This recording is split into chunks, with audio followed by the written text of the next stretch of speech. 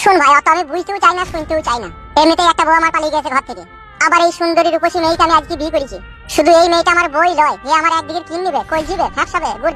তাই আমি কখনো চাই না যে কোনো পরপুরুষের ছায়া পড়ুক আমার বইয়ের উপরে। তাই তোকে আজকে মানা করছি, বুঝতে পেরেছিস তো?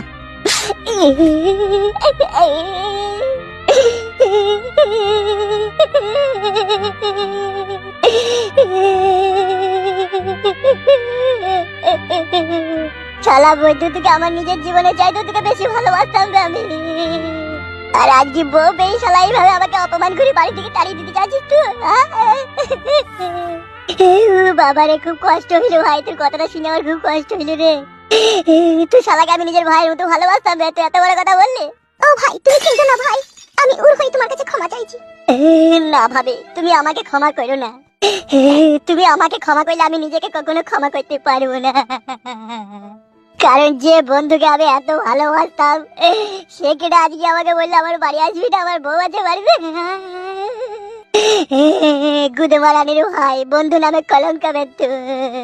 শালা বৈদ্যু, তোর মনে মনে তাই এই ছিল বে শালা। এটা গাল দিকে কেন? ঠিকই তো বলছি মনে হয় আমার। বাবা রে, আমি সহ্য করবো কি করি রে? এই জীবনে আর তোর সাথে আমার আর কোনো সম্পর্ক থাকবে না ফুটু। আজকে তোর বাড়ি থেকে যদি আমি চলে যাই,